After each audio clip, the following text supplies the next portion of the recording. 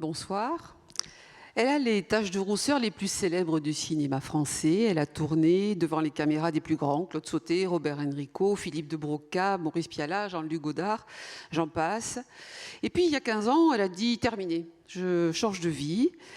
Elle a décidé de devenir l'un des plus grands auteurs de contes pour enfants. 20 millions d'exemplaires à ce jour. Ça ne va pas tarder à atteindre les 20 milliards. Je vous propose d'accueillir Marlène Jobert.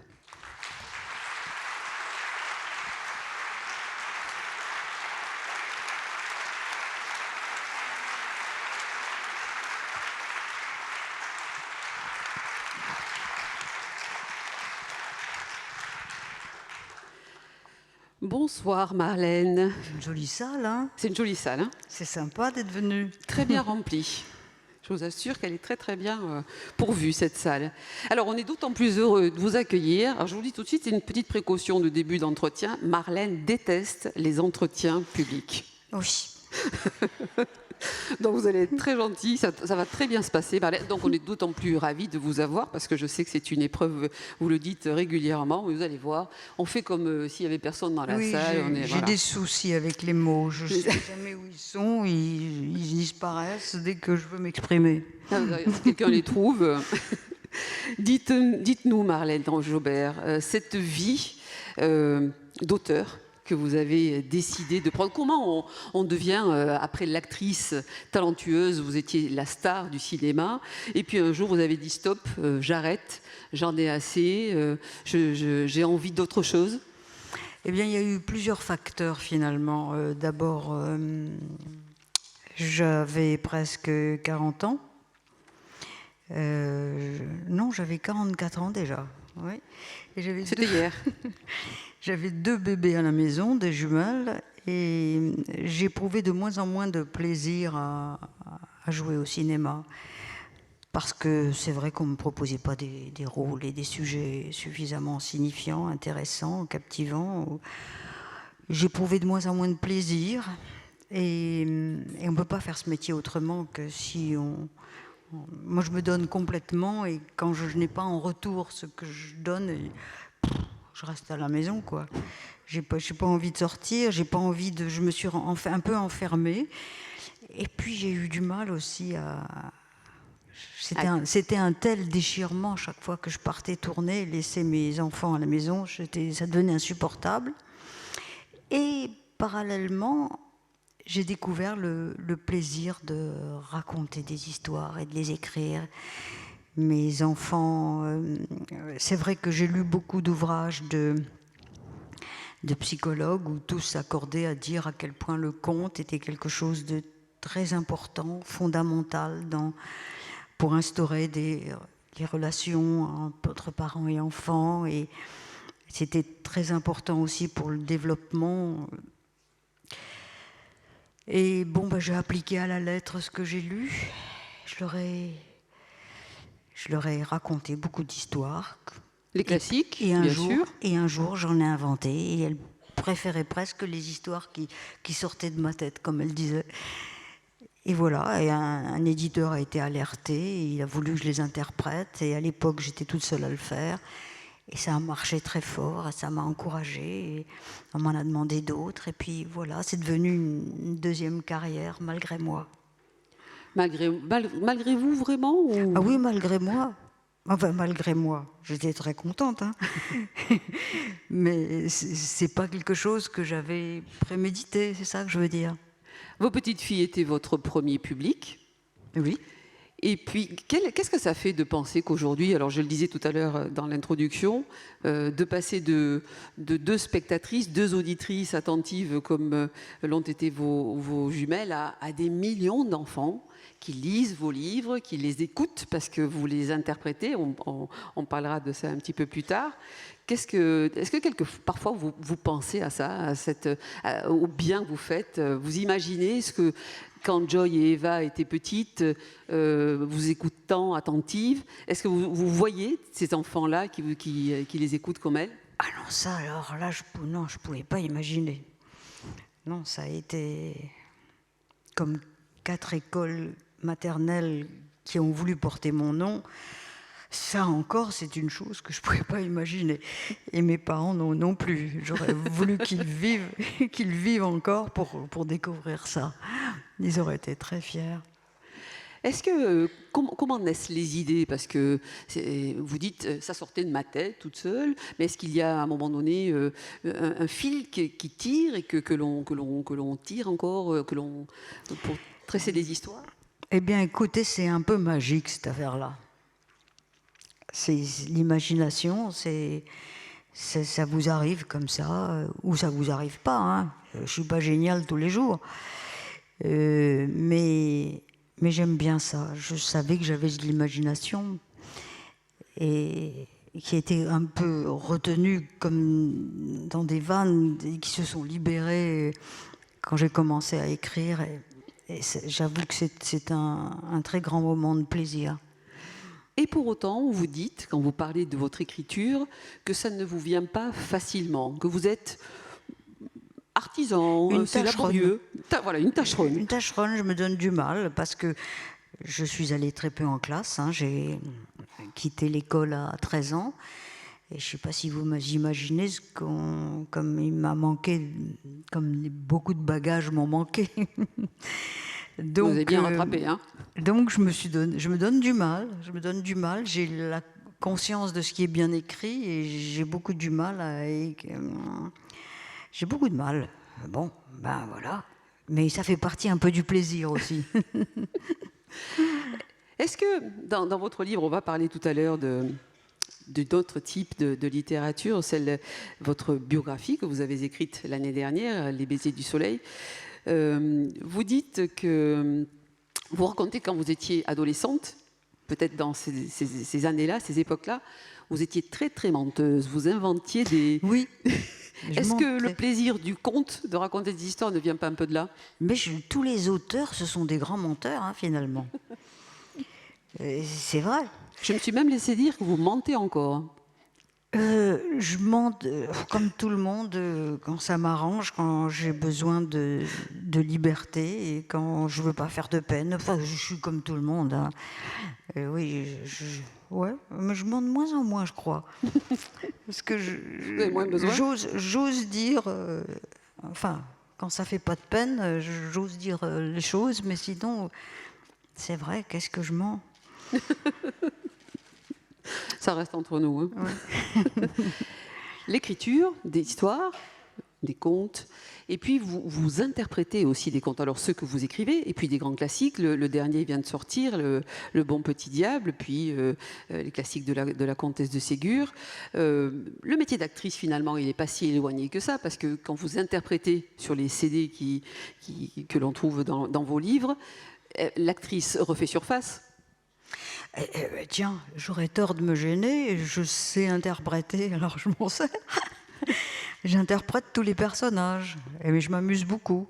C'est un grand moment de plaisir, les séances en enregistrement, en studio. Oui, oui. Il paraît que ça fait beaucoup rire votre équipe, d'ailleurs. Hein? Il paraît que ça fait rire votre équipe. Oui, ben oui, parce que je prends le comportement physique du personnage, alors ça fait marrer en coulisses. Mais moi, je ne m'en rends pas vraiment compte. Je me laisse aller complètement. Et puis, bon, ce qui est facile à interpréter, c'est les personnages excessifs. Hein. Mais les personnages normaux, c'est plus difficile. Surtout quand il s'agit de jeunes hommes, par exemple.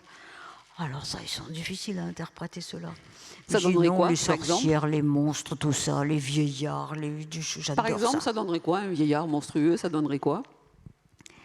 Qu'est-ce que vous voulez? Qu'est-ce que vous voulez que je vous dise? J'essaye de parler comme ça, en tremblotant de la voix, et ça, quelquefois ça marche, et puis quelquefois ça marche encore un peu moins bien. Alors j'ai l'ingénieur du son qui aggrave un petit peu, il a des petites manettes, là, il bricole, et puis il en sort quelque chose.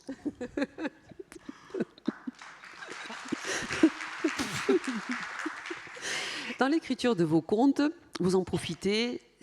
Ce sont des très jolies histoires, bien sûr, des histoires d'enfants, comme celles que l'on a lues enfants, qu'on a lues à nos enfants. Mais certaines d'entre elles, beaucoup d'entre elles, il y a toujours des messages. Oui, j'essaye. J'essaye d'infiltrer un message sans en avoir l'air, d'une manière un peu habile. Mais voilà, leur faire découvrir des choses surtout. Leur faire découvrir les grands compositeurs classiques à travers des contes fantastiques, où la musique n'intervient pas uniquement pour illustrer les sensations, les émotions, mais qui font partie intégrante du récit. Et puis les pays lointains, où j'ai envie de leur faire découvrir les coutumes, cultures et musique de ces pays-là. Voilà. Et puis s'il y a une petite leçon de morale, mon Dieu, ils en ont besoin aujourd'hui, plus que jamais, eh bien tant mieux. Vous pensez qu'au travers d'une histoire pour enfants, ça paraît très innocent, les histoires pour enfants, mais non, on peut faire passer, ça peut être un chemin d'apprentissage aussi, un conte. Oui, bien sûr, bien sûr. Mais c'est très fragile, c'est très important, c'est fondamental. C'est fou ce que le conte a des pouvoirs sur les enfants, sur les petits. Et on peut leur transmettre plein de choses, plein de choses. Est-ce que vous rencontrez votre public, vos lecteurs, vos jeunes lecteurs? Vous êtes amené de temps en temps à les rencontrer dans les écoles? Je vais dans les écoles qui portent mon nom déjà. Il y en a 4. Ça, vous vous en remettez pas, hein? Je reviens pas. Et puis j'ai des petits voisins, des enfants d'amis qui me servent un petit peu de cobaye quand j'ai des hésitations. Mais maintenant, ça y est, j'ai de moins en moins besoin d'avoir des conseils. Alors, on va parler de notre livre, celui qui, enfin, c'est le sujet du livre qui nous intéresse, Les baisers du soleil, parce que celui-là, évidemment, c'est autre chose. Est-ce qu'il vous a coûté autant que l'écriture des contes, parce que c'était votre vie? Écoutez, l'écriture pour adultes, déjà, c'est tout à fait autre chose, hein. C'est une autre démarche, une autre façon de s'exprimer. Bon, là, j'avais pas inventé, j'avais qu'à me raconter. Oui, donc, mais j'avais qu'à. Une fois qu'on a dit ça, c'est pas si facile que ça. Non, c'est pas. Alors là, oui, c'est pas facile du tout, hein, parce que j'avais envie de raconter que des moments forts qui expliquent ce que je suis devenue, et qui m'ont marqué, qui m'ont touchée et qui étaient attractifs. J'ai pas envie que les gens s'embêtent. Je n'ai choisi que des moments. Enfin, je crois qu'on s'ennuie pas. Alors, je vous confirme qu'on ne s'ennuie pas, mais on découvre. Et sans doute, on reviendra peut-être sur les liens avec votre nouvelle vie d'auteur de contes. Vous avez eu une vie avant votre carrière, avant le cinéma, une vie pas simple. Vous voulez parler de mon enfance ? De votre enfance. Une enfance, comment je puis dire, qui n'a pas été des plus faciles et agréables. Oui, c'est vrai. Bon... Je suis l'aîné de 5 enfants, de parents extrêmement modestes, mais pour ça, c'est pas très original. Mon père était peut-être un petit peu trop sévère.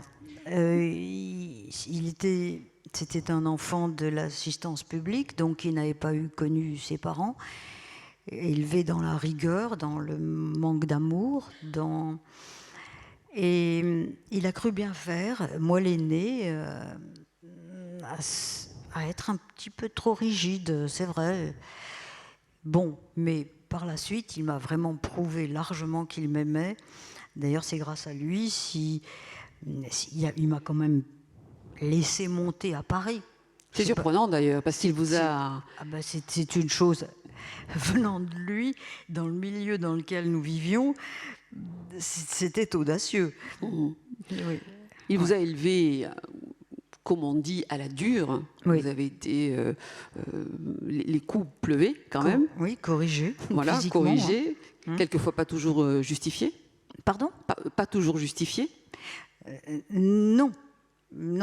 C'est pour ça que c'était insupportable. Parce qu'un enfant qui corrigeait, parce qu'il a fait vraiment une grosse connerie, bon, mais là, c'était...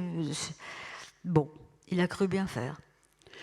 Votre livre, c'est tout à fait ça. Quand vous dites « il a cru bien faire », votre livre, souvent vous revenez là-dessus, malgré la difficulté de cette vie d'enfant difficile. Votre maman n'était pas très démonstrative non plus.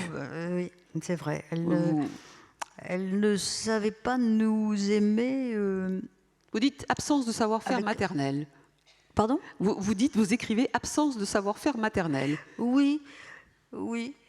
Parce qu'elle-même n'avait pas été élevée dans la chaleur. Elle avait une mère qui était un peu givrée, hein, un peu dure, un peu givrée, un peu. Ah, vraiment, c'était une femme spéciale, hein. Donc, elle aussi n'avait pas connu ça, ce rapprochement. Ma mère ne m'a jamais prise dans ses bras, vraiment. Je n'ai pas ce souvenir-là. Mais bon, vous voyez, je m'en suis remise. Alors moi, j'ai compensé. Alors voilà, c'est la question que j'allais vous poser. On allait venir à ça, parce que vous trouvez beaucoup d'excuses. Vous excusez beaucoup vos parents et tout le monde comprend pourquoi vous le faites. Mais en même temps, effectivement, même si votre maman n'avait pas eu cet exemple-là, vous n'avez pas eu cet exemple-là, et pour autant, vous êtes devenue une maman très, très, très fusionnelle. Trop. Peut-être même un peu trop. Enfin, parfois, je me demande si, en effet, je n'ai pas en fait un peu trop dans ce sens-là. Mais bon, voilà, elles aussi, elles ont l'air d'aller pas mal. Est-ce que dans votre enfance où vous n'avez pas eu, je crois que vous avez écrit cette jolie phrase aussi, pour revenir à vos contes, j'écris les contes que j'aurais aimé qu'on me lise quand j'étais enfant, ou que j'aimerais qu'on me lise si j'étais encore enfant. Tout ce manque-là, pendant toute votre enfance, vos premières années d'adolescence, c'est comme si finalement vous avez gardé tout ça un peu comme une éponge. Vous savez qui emmagasine de l'eau, et puis ensuite, lorsqu'on la presse, se répand. Comme si tout ça, toute cette enfance évidemment, nourrit votre vie d'auteur aujourd'hui. Évidemment, on se nourrit de tout ce qu'on traverse, hein. On est des éponges tous. Non, c'est sûr, ça, bien sûr. Mais il faut se servir de tout dans la vie, hein. Oui, même des choses pas toujours agréables. La comédie, enfin le cinéma, à l'époque on disait effectivement, c'était quelque chose qui vous plaisait, enfin qui vous attirait, mais évidemment c'était impensable dans votre famille. Personne n'aurait jamais imaginé, et comme vous dites fort drôlement dans votre livre, pourquoi pas Scaphandrier, pourquoi pas... Oui. Non, pour moi c'était le prétexte pour quitter la maison. Et le hasard a fait que... Parce que mon frère qui a 2 ans et demi de moins que moi, était musicien, il jouait de l'accordéon. Et dans la troupe artistique de l'armée de l'air, parce que mon père était militaire, il avait 12 ans, c'était la petite vedette locale, il avait des prix, des coupes sur les étagères, et tout le monde était très fier. Et un jour, le directeur de la troupe est venu le chercher, un samedi, parce qu'on se produisait autour de Dijon le samedi, après-midi. Et il m'a vu, il m'a demandé si je voulais jouer dans un sketch qu'il avait écrit. Et j'ai tout de suite dit oui, pour savoir ce que c'était, ce qui m'attendait. Et puis mon père m'a laissé faire. Ça aussi, j'en revenais pas. J'étais très myope. Enfin, je suis toujours myope, hein. Et aujourd'hui, je porte des lentilles. Et avec mes lunettes de myope sur la scène, aveuglée par les projecteurs, je voyais rien. J'avais une audace terrible, une assurance qu'on prenait pour de l'expérience. Et puis voilà, vous voyez, ça s'est fait un peu malgré moi, tout ça. Finalement, c'est au sergent Taillefer que Marlène Jobert doit sa carrière ? Excusez-moi, mais il y a un problème là de réverbération de son. J'ai du mal à vous comprendre. Je vais essayer de m'approcher. Non, c'est pas une question d'intensité de volume, c'est une question de comment on dit, de clarté, enfin bon. Ça va bien se passer. Mais j'entends pas bien, c'est vrai. Vous nous entendez, vous? Ah bah c'est déjà c'est l'essentiel. Après tout, c'est l'essentiel. Donc je parlais du sergent de Taillefer, puisque c'est à lui finalement qu'on doit la carrière de Marlène Jobert. Exactement. Il s'appelait Taillefer.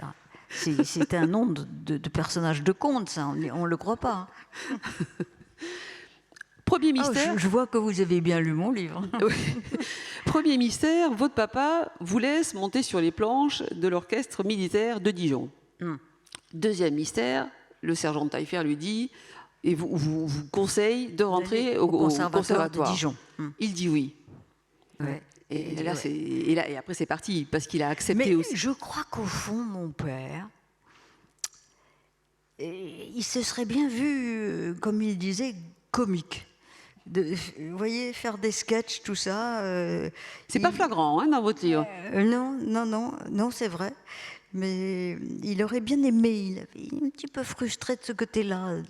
Alors, le fait de laisser mon frère jouer de l'accordéon, moi, de dire mon petit répertoire de poèmes, parce que j'avais un petit répertoire, ça le flattait, il était content.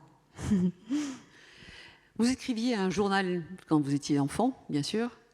Un petit journal que votre papa... ah non, c'était pas le journal, non, c'était des lettres.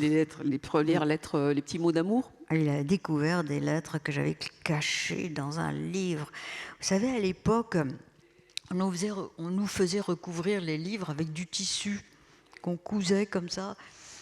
Et j'avais glissé les lettres, mais alors j'étais sûre que jamais personne ne les retrouverait. Eh ben non, lui, il les a retrouvées. Et alors, je vous dis pas, ça a été terrible, terrible. Ça, il l'a pas supporté. J'ai reçu une raclée. Terrible, terrible. Mais bon. Mais ça m'a fait très mal, parce que pour moi, en plus, c'était des lettres d'adolescents. Bah oui. Bon, voilà. C'est cet amoureux-là, ce premier amoureux-là, qui vous a parlé des baisers du soleil. Ouais. Les baisers du soleil, pour parler de vos taches de rousseur. Bah oui, j'avais des complexes terribles. Je savais plus quoi faire pour les planquer. J'ai tout fait. Le citron, le vinaigre, même le pipi, je sais plus quoi. Je savais plus quoi faire pour les cacher, ces taches de rousseur. C'est que c'était pas la mode à l'époque. Et puis un jour, il m'a surpris, parce que je me mettais du fond de teint. Ah oui, parce qu'à 15 ans, j'en paraissais 25. Je me cachais. Derrière, je voulais pas qu'on les voie. Et un jour, il m'a surprise sans phare. Mais il a trouvé ça très joli. Il m'a dit, mais c'est comme si tu avais regardé le soleil à travers une passoire. C'est pas grave, ce sont des baisers du soleil. Et voilà, c'est comme ça que j'ai appelé mon livre. Merci, ce jeune homme. Il s'appelait comment, ce jeune homme? Il s'appelait François. Merci, François. François, si tu m'entends. Qu'est-ce qu'il est devenu, François? Ça. On va lancer une enquête, on va essayer de se lancer. Dans votre livre, donc, votre papa accepte que vous quittiez Dijon pour Paris. Il faut dire qu'il est muté loin, à Madagascar. Oui. Et là, il vous dit, s'il t'arrive quelque chose, si tu as quelque chose à dire, écris-moi à moi. Oui, ça aussi. Il m'a surpris. Oui, c'est vrai, on ne se parlait pas. Et puis un jour, il me dit, écoute, il m'écrit, il avait été muté à Madagascar, il m'écrit en me disant, si un jour tu as quelque chose à me dire, personnellement, écris-moi à la base aérienne de Tananarive.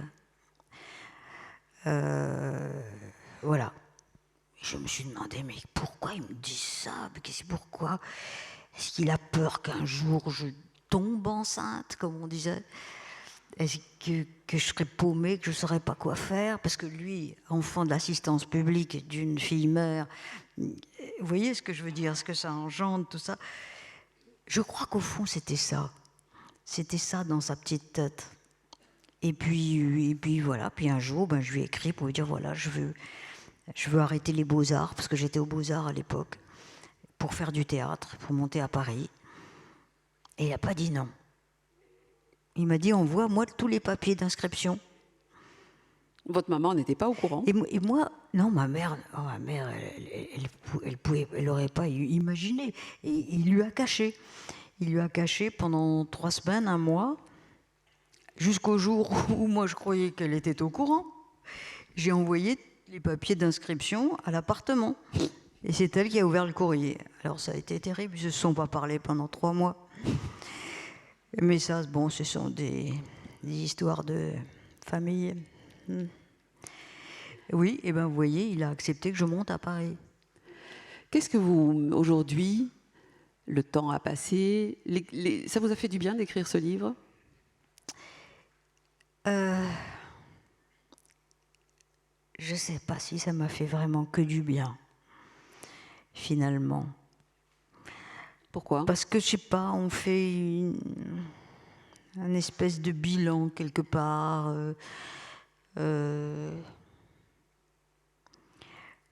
Je sais pas, peut-être que c'est peut-être la fatigue. La fatigue, bon. Non, ça m'a demandé du travail quand même. Je sais pas, je suis incapable de vous dire aujourd'hui si ça m'a fait du bien ou du mal. C'est une question, c'est la première fois qu'on me pose. Je sais pas. Et pourquoi l'avez-vous écrit? Parce qu'on vous le demandait? Vos filles voulaient... Mes filles, je me suis aperçue un jour qu'elles savaient presque rien. Je suis pas quelqu'un qui me livre facilement, et puis je sais pas, les enfants sont pas très curieux de votre passé, je trouve. C'est vrai? Bon, alors elles savaient pas grand-chose ni de mon enfance, ni de ma carrière d'actrice. Alors j'ai eu envie de le leur dire, parce que j'ai toujours eu autant de mal à m'exprimer. À écrire, ça va mieux. Parce que, évidemment, je choisis mes mots, je les bichonne, je les poupoune, je choisis les mots. Alors, évidemment, ça finit par ressembler à quelque chose. Et bon, alors donc, j'ai écrit ce livre pour elle. Et puis aussi, j'ai pensé à tous les gens qui m'avaient suivi pendant quand même 3 générations. Et ceux-là aussi, je me suis dit, peut-être qu'ils ont envie d'en savoir un peu plus.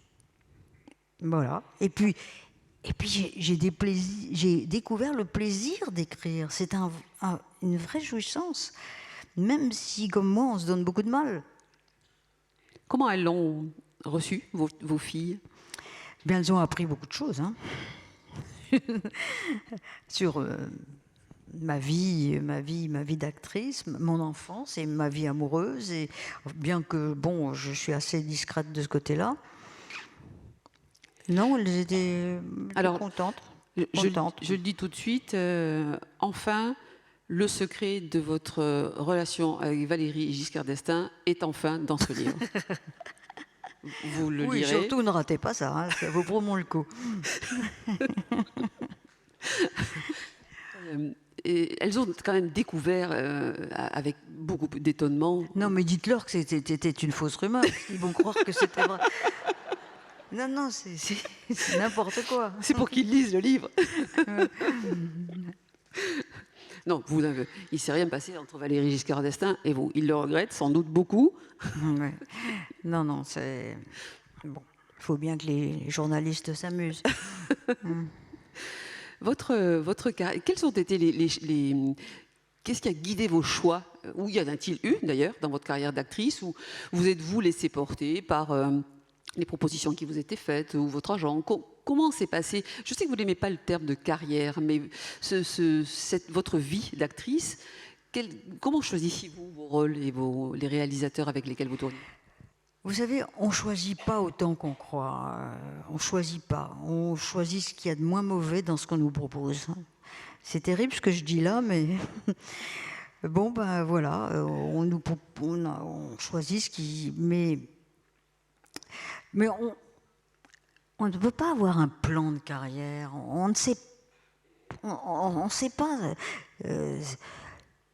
si bon, j'ai commencé avec des rôles et des personnages et des metteurs en scène et des sujets très populaires.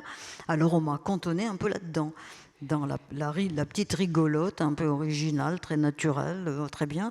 Heureusement qu'un jour, un producteur m'a vu au théâtre, dans un personnage un peu grave, un peu intense. Et il m'a proposé l'Astragale, qui était un personnage un peu, comment on pourrait dire, un peu grave, un peu dramatique. personnage dans un sujet dramatique. Et c'est grâce à ce personnage que j'en ai interprété d'autres, tout en continuant d'interpréter les petites rigolotes. Voilà, mais on se lasse vite des petites rigolotes aussi. Hein. On se lasse vite de tout, finalement.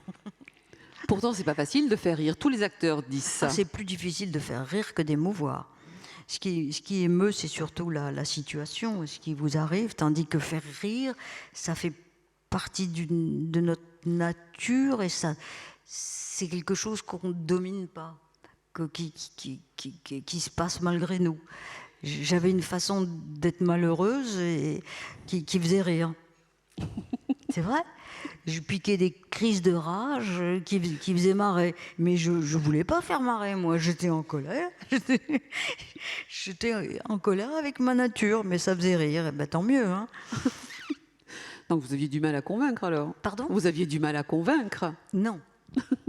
Ouais. Quels sont les films que vous avez préféré tourner? Ah. Alors. Il y a ceux que j'ai aimé tourner qui n'ont pas fait un rond, pas beaucoup, il n'y en a pas beaucoup. Et il y a ceux qui ont été... Bon, je pense évidemment le premier, c'était l'Astragale, après il y a eu Alexandre le Bienheureux, après il y a eu Le Passager de la pluie, que je suis sûre tout le monde a vu. Hein? Mon préféré. Moi, c'est mon préféré. On me parle que de ce film quand on me voit, comme si j'avais tourné que lui. Après, il y a eu Dernier domicile connu. Il y a eu Les mariés de l'an 2. Il y en a eu beaucoup finalement. La guerre des polices. Qu'est-ce qu'il y a eu? Il y en a eu pas mal. Hein. Il y en a eu 30. Il y en a qui... Pardon? Nous ne vieillirons pas ensemble, bien sûr. Jean-Yann, il ne faut pas prendre les enfants du bon Dieu pour des canards sauvages. Oui, il y a eu celui-là aussi. Enfin bref. Enfin bon, il y en a eu 30. Et à quel film êtes-vous le plus attaché? Peut-être Nous ne vieillirons pas ensemble. Parce qu'il y avait eu une vraie rencontre avec un metteur en scène important, rare. Et puis j'ai bien aimé aussi un film qui n'a pas marché parce que le sujet était tabou, c'était sur le cancer du sein, qui s'appelait L'amour nu, où le rôle était très beau aussi. Qu'est-ce que j'ai bien aimé tourner? Oh oui, il y en a eu quelques-uns quand même. Hein. Faut pas croire, beaucoup. Même si j'ai arrêté tôt. Non, j'ai bien aimé aussi Dernier domicile connu, et puis même Le Passager de la pluie. Hein, c'était aussi un superbe personnage, merveilleusement écrit, un très beau scénario, avec beaucoup d'originalité. Très bien. Jacques Priseau était un grand scénariste. René Clément, un grand metteur en scène. Bronson, très grand acteur. Enfin, c'est normal que ce film ait plu. Hein. Oui. Voilà. Un peu de théâtre aussi, vous avez fait un peu de théâtre. Ah oui, j'ai commencé par le théâtre. J'ai commencé au théâtre, j'ai tourné avec...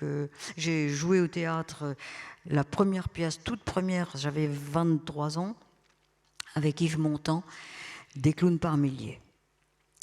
Après, j'ai joué une autre pièce de théâtre qui s'appelait Danseland sur un champ de bataille. Et pour terminer, la dernière pièce, c'était Black Comedy avec Jean-Pierre Cassel. Mmh. Et on découvre dans votre livre un montant un peu étonnant. Je décris Montand comme je l'ai reçu quand j'avais 23 ans. Si je l'avais rencontré 10 ans, 20 ans plus tard, je n'aurais pas eu le même regard. Mais c'est vrai que j'ai été extrêmement déçue. Très déçue. Pourquoi? Parce que j'étais fan de lui. Je l'adorais. Le premier artiste que je suis allée voir à Paris, en empruntant l'argent de la place, c'était Montand. Je l'aimais vraiment beaucoup.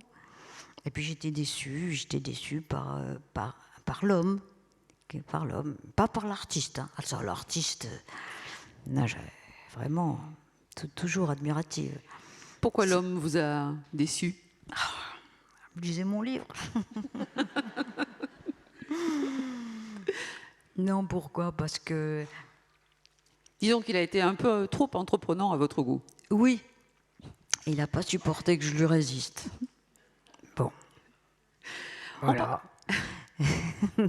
Mais ça reste un grand acteur. Et puis, Non, non, mais il m'a appris beaucoup de choses il a une rigueur, un professionnalisme.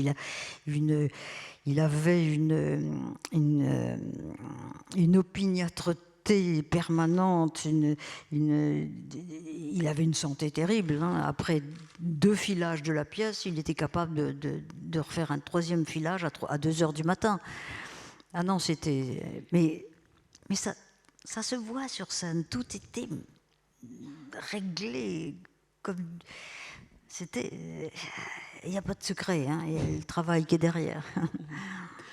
et puis un jour, vous avez rappelé tous les films dans lesquels vous avez tourné. Un jour, vous dites stop, parce que vos filles sont nées. Et donc, les histoires que vous ne leur racontez pas tous les soirs parce que vous êtes sur les tournages. Quel moment êtes-vous, vous, avec l'enfance que vous avez eue, que vous racontez, entre le poupe, la moum, votre papa, votre maman, tel que vous les appelez, vos frères et sœurs. On n'a pas parlé non plus de votre arrivée en Bourgogne, qui a quand même été un moment très, très, très difficile pour vous. Même si vous dites, j'étais pas Cosette, mais enfin, on n'est pas loin quand même de ça. Dans votre enfance. J'entends pas bien. Hein. Pourtant. C'est peut-être moi qui n'articule pas suffisamment. Non, mais il y a une réverbération. Vous entendez? Oui, on tout à a fait. un retour, la voix qui cogne contre les murs et qui nous revient, mais avec un décalage. Oh, c'est pas facile hein, d'être interviewé chez vous. On va y arriver. Donc, je disais donc. Vous disiez donc. Quand vous décidez d'arrêter, de mettre un terme à votre carrière, pour vous consacrer à vos filles. Oui. Et on a parlé il y a quelques minutes de l'enfance qui fut la vôtre. Quelle maman avez-vous été et quelle grand-mère êtes-vous aujourd'hui? Mais quelle maman avez-vous été avec vos filles? Quelle enfance leur avez-vous fabriquée? Alors. Est-ce que j'étais trop permissive? Parfois, oui. Est-ce que je instaurais le dialogue? Un peu trop. Je ne suis pas quelqu'un d'autoritaire. Et peut-être qu'il aurait fallu de temps en temps. Mais enfin, bon. On fait du mieux qu'on peut en fonction de ce qu'on est, ce qu'on a traversé, et ce qu'on pense. Et puis, on fait comme tout le monde, on fait de son mieux. Qu'est-ce que vous voulez que je vous dise? En tout cas, ce que vous avez fait, et vous n'avez pas... c'était une chose tout à fait naturelle chez vous, vous les avez aimés et vous leur avez montré que vous les aimiez. Oui. Aujourd'hui, vous parlez de... Est-ce que vos filles et vous parlez de leur enfance? Est-ce qu'elles vous parlent de leur enfance, comment elles ont vécu petites? Non, pas tellement, finalement. Non, pas tellement. C'est donc que tout va bien? Oui, non. Je me demande si j'ai su, justement... je me demande si j'écris pas des contes, justement, pour influencer les parents, pour instaurer le dialogue, c'est-à-dire que les enfants s'expriment plus... construire ensemble des choses, c'est important, et je me demande si j'ai su le faire. Bien que, bon, ça va, elles vont bien. Mais qu'est-ce que c'est difficile? Qu'est-ce qui est difficile? D'être parent. Quel boulot, quel métier. Non, c'est très difficile. C'est difficile. Bon. Et quand on est grand-mère, vous êtes grand-mère vous avez 2 petits-fils? Oui, mais je les vois pas souvent parce que ma fille Joy vit en Italie, elle est mariée à un Italien. Et bon, c'est loin. C'est loin. Et ça c'est un peu douloureux pour moi, mais enfin bon. Mais c'est comme pour... Je suis pas toute seule. Hein. C'est-à-dire que quand on a élevé son enfant et que d'un seul coup il s'en va, ça fait mal, quoi. Ça fait mal quand on se voit moins, on se voit 2 fois par an. Qu'est-ce que ça veut dire? C'est ridicule. 15 jours l'été, 2 jours par-ci, 2 jours par-là. Non, ça me manque beaucoup. Et quand vous les avez, quelle grand-mère êtes-vous? Ah, alors, heureusement qu'il y a... Ma fille m'envoie des vidéos presque tous les jours, des photos, et il y a Skype. Alors donc, on communique. C'est vrai que mon petit-fils qui a 4 ans, il a tous mes comptes, une bibliothèque, je vous dis pas. Et alors, tous les soirs, il écrit, hein, il se choisit, monsieur, un compte, et il se l'écoute. Il est très, très mignon, très intelligent, très drôle. En plus, c'est vraiment un petit mec intéressant, mais je le vois pas souvent. Quand vous écrivez, parce que là, le dernier vient de sortir, le dernier opus vient de sortir, c'est un conte que vous dites, que vous interprétez. Quand vous écrivez, vous pensez à eux. Quelle est votre... Ma démarche? Hmm. Oh, je sais pas. J'écris pour des jeunes enfants. Je me mets à leur place et j'essaye de m'imaginer réceptive au maximum. Puis j'essaye toujours de les faire rire, de les émouvoir, de trouver des situations qui les captivent, où ils restent captivés jusqu'au bout. Parce que vous savez, les enfants, ils ne trichent pas. Hein. Dès que ça affaiblit dans le récit, dans le côté captivant, qu'est-ce qu'ils font? Ils zappent. Donc, alors, mais je mets en scène, finalement. C'est assez visuel ce que j'écris. Donc, c'est de la mise en scène. Hein. Peut-être que j'aurais dû être metteur en scène. C'est pas fini, ça peut venir. Oui, c'est un peu tard, là, maintenant. Ouais. Dans l'un de vos contes, on revient un peu à tout ça, parce que c'est l'objet de notre rencontre. Il était une fois l'enfance. Il y en a un, notamment, qui peut-être tient une place un peu à part dans votre œuvre. Celle qui traite de cette maîtresse, parce que vous avez souffert de ça aussi quand vous étiez enfant, des enseignants qui ne vous aimaient pas beaucoup parce que vous étiez mauvais élève. J'étais très mauvaise, oui. J'étais mauvaise élève. Pourquoi? Alors là, c'est encore, il va falloir que je m'étale. Pourquoi? Parce que je venais d'Afrique du Nord, j'avais 8 ans, mes parents sont allés vivre à la campagne, à côté de Dijon, à côté de Saint-Bernon. Donc j'ai vécu une année à la campagne, à souffrir beaucoup du froid, parce qu'en venant d'Afrique du Nord, ma mère ne savait pas nous habiller. J'ai découvert la neige, j'ai découvert le froid, les engelures. Mon père m'emmenait à l'école en brouette parce que je ne pouvais plus me chausser. Et après, nous sommes allés à Dijon parce que ma mère devenait neurasthénique dans ce petit village de 70 habitants. Il faut dire aussi que Alger est un petit village de 70 habitants, c'est dur avec le froid et tout ça. Donc nous sommes arrivés à Dijon et le corps enseignant a estimé que parce que je venais d'Afrique du Nord et que j'avais vécu 1 an à la campagne, qu'il fallait me faire reculer de 2 classes. Je ne sais pas si vous imaginez. Bon, ben nous, mes parents, ils écoutent le corps enseignant. Hein. Et donc, reculer de 2 classes. Donc, j'étais très bonne élève pendant une année. Et après, j'étais en âge de rentrer en 6e. Mais je n'avais pas du tout les bagages. Je n'étais pas du tout prête. Imaginez la 6e, ce que ça représente. D'un seul coup, on a plein de professeurs. Et j'ai sauté les 2 années qui précèdent. Et à l'époque, on passait un examen d'entrée en 6e. Et je l'ai réussi, cet examen. On se demande par quel miracle. Mais c'est par hasard. Donc, je n'étais pas prête, j'ai souffert. J'ai fait une 6e épouvantable. Et c'est à cause de ça que j'ai arrêté finalement l'école. Parce que ça n'allait pas du tout, quoi. Et je suis rentrée aux Beaux-Arts après. Donc, oui, donc j'étais très mauvaise élève. J'étais très mauvaise élève. J'aimais pas les professeurs qui étaient pas sympas, quoi. J'étais toujours en queue de classe. Et je me donnais du mal pourtant, mais je comprenais rien. Je comprenais rien et j'avais personne à la maison pour m'aider, pour me soutenir un peu, quoi. Alors donc c'était pénible. Quand je vous dis que j'avais pas envie de revivre mon enfance, c'est vrai. Hein. Et c'est pour des enfants qui souffrent aussi de ça que vous avez écrit, par exemple, l'histoire de Claire, la maîtresse extraordinaire.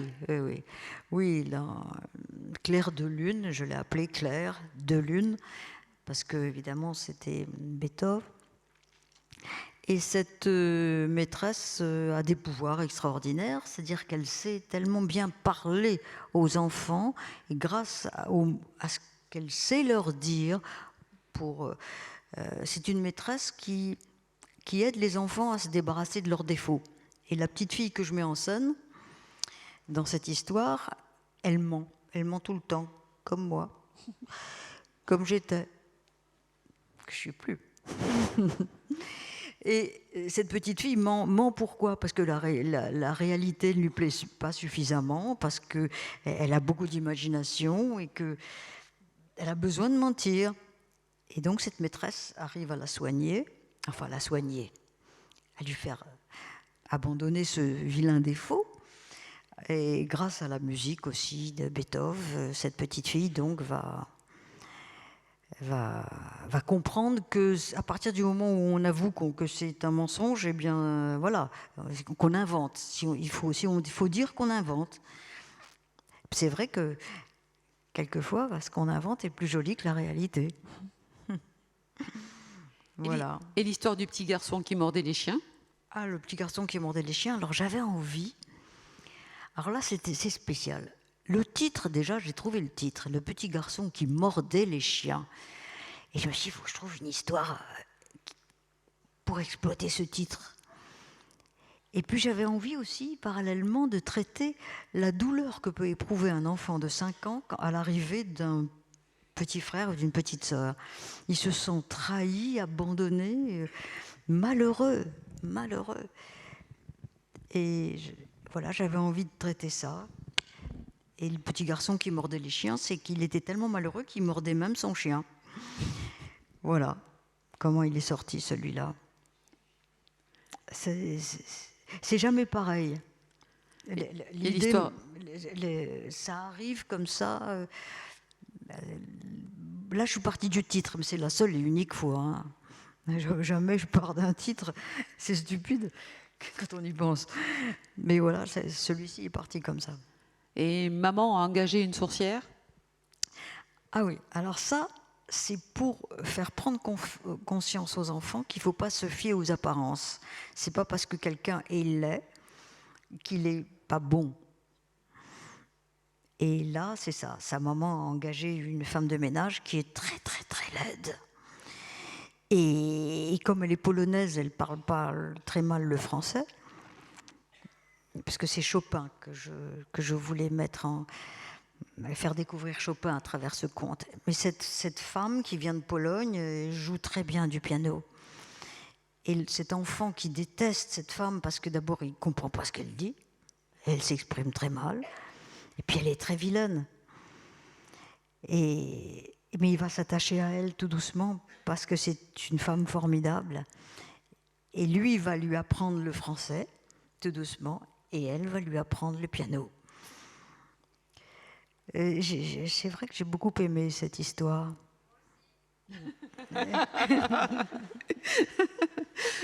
Il y a des fans. Merci. Maman a engagé une sorcière. Et l'histoire d'Igor, il y avait aussi une histoire avec... Pardon ? Igor. Igor, c'est pour faire découvrir les grands compositeurs russes.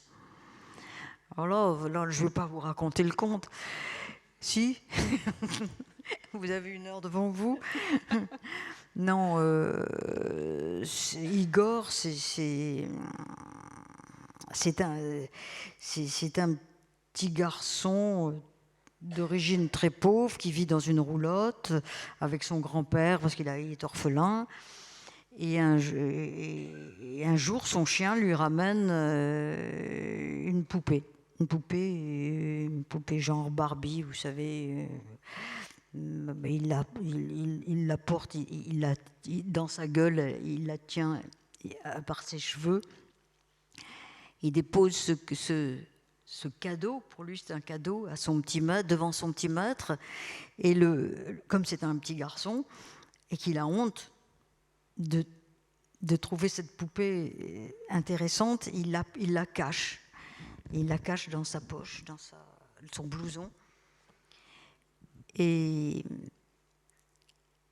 oui, je voulais mettre ce que j'ai voulu dire dans ce conte, c'est que pourquoi un petit garçon ne s'attacherait pas à une poupée, finalement? Mais dans certains milieux, ça ne se fait pas. Un petit garçon n'a pas le droit de jouer avec les poupées. Alors que les papas jouent bien et s'occupent bien de leur petite fille. On se demande pourquoi c'est pas possible. Alors j'avais envie de traiter cela, et à travers, évidemment, je fais écouter de la musique russe parce que le grand-père est violoniste et c'est toujours le même morceau qu'il joue. Mais enfin bon, c'est quand même les grands compositeurs russes, romantiques.